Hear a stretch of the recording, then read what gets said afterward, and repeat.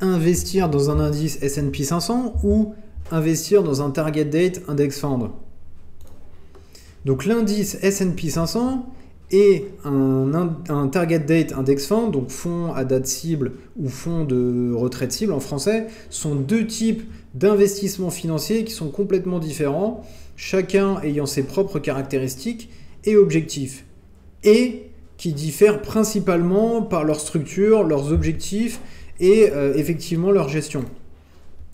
Donc l'indice S&P 500, lui, est un indice boursier qui représente les 500 plus grandes entreprises cotées en bourse aux États-Unis. Il est souvent utilisé comme indicateur de référence pour évaluer la performance globale du marché boursier américain. L'indice S&P 500 est pondéré en fonction de la capitalisation boursière des entreprises qu'il inclut, ce qui signifie que les sociétés plus importantes ont plus d'influence sur l'indice que les sociétés plus petites. Les investisseurs peuvent acheter des actions ou des fonds indiciels qui suivent l'indice S&P 500 pour investir dans un portefeuille diversifié d'actions américaines. Alors que pour l'index Target Fund ou un fonds de retraite cible, en fait, c'est un type de fonds commun de placement conçu pour les investisseurs à long terme, en particulier ceux qui planifient leur retraite. Il est également connu sous le nom de fonds à date cible ou fonds de retraite cible en français. Ces fonds sont structurés pour être de plus en plus conservateurs à mesure que la date cible, généralement qui correspond à la date de retraite prévue de l'investisseur,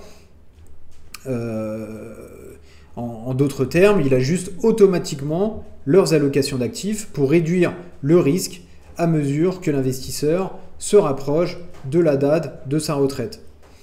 Les fonds de retraite cible investissent généralement dans un mélange diversifié d'actions, d'obligations et d'autres actifs. Des actions internationales par exemple, y compris des fonds indiciels qui suivent des indices comme le S&P 500, par exemple le CAC 40, SBF 120, etc. pour les actions France, Europe par exemple. Et les investisseurs, en fait, ils choisissent un fonds de retraite cible en fonction de leur horizon de placement et de leur tolérance au risque, en sélectionnant la date cible qui correspond mieux à leurs objectifs financiers. Donc là, par exemple, si on regarde le graphe, admettons que j'achète un Target Index Fund, je prévois de partir en retraite en 2060.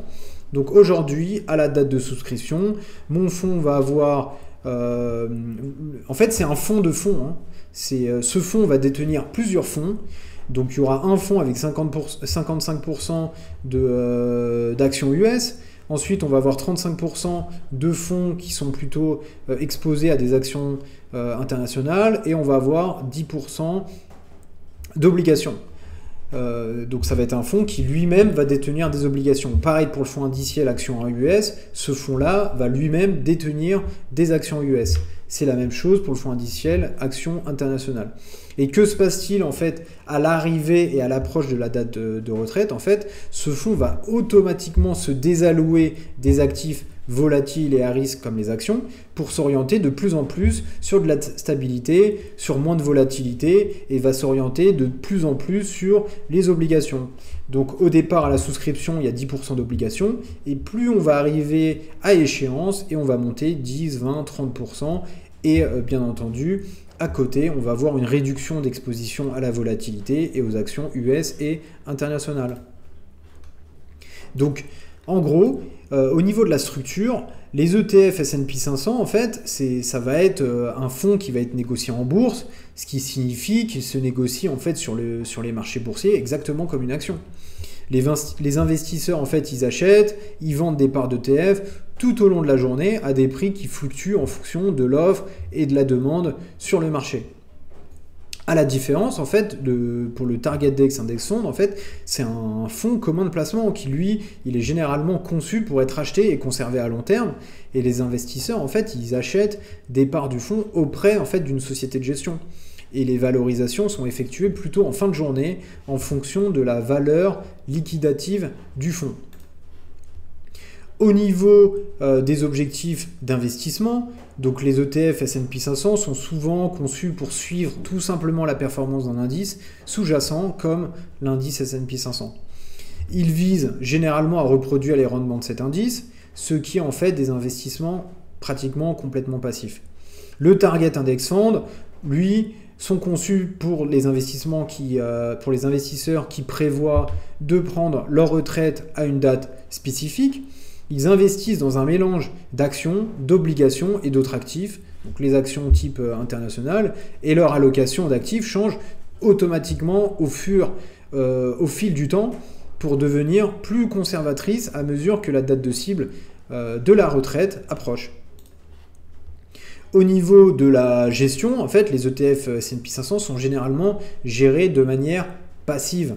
Cela signifie qu'ils cherchent à suivre un indice de référence en maintenant un portefeuille d'actifs qui reflète tout simplement l'indice. Il n'y a rien d'exceptionnel. L'ETF possède, si c'est une réplication physique, les mêmes actions que ce qui constitue l'indice pour le S&P 500. La gestion est donc relativement peu active, ce qui se traduit souvent par des frais de gestion plus bas, même pratiquement minimes. On peut avoir des frais à 0,15 par an, 0,20 par an, alors que le Target Date Index Fund sont généralement conçus pour une gestion effectivement relativement passive, car ils suivent généralement un indice de référence prédéterminé pour leur allocation d'actifs en fonction de la date cible de retraite. Cependant, la gestion de l'allocation d'actifs au fil du temps est une composante active de ce fonds. En résumé, l'indice S&P 500 est un indicateur de performance du marché boursier américain, tandis qu'un fonds de retraite cible est un fonds de placement conçu pour retraite et d'autres objectifs financiers à long terme avec une allocation d'actifs qui va évoluer au fil du temps pour réduire le risque. Donc au départ de la souscription, on va avoir allocation actions US, actions internationales, obligations. Et au fur et à mesure, ça change. Sachant que les deux fonds peuvent détenir une exposition au S&P 500. Donc ETF S&P, lui, va détenir les 500, grosso modo, plus grosses entreprises, plus grosse capitalisation US, qui reflètent exactement l'indice S&P. Par contre, le Target Date Index Fund, lui, peut détenir un fonds indiciel qui a une exposition au S&P 500, par exemple. Donc les deux peuvent inclure des investissements dans le S&P 500, mais ils servent des objectifs qui sont complètement différents et ont des approches d'investissement différentes. Les deux options sont de bonnes options d'investissement long terme, et l'un est fortement exposé à l'économie US, le S&P 500, 500 plus grosses capitalisations américaines, alors que l'autre se diversifie sur un mix États-Unis, international et obligations. Bien sûr, les deux peuvent inclure des investissements dans le S&P 500, mais ils servent des objectifs différents et ont des approches d'investissement qui sont différents.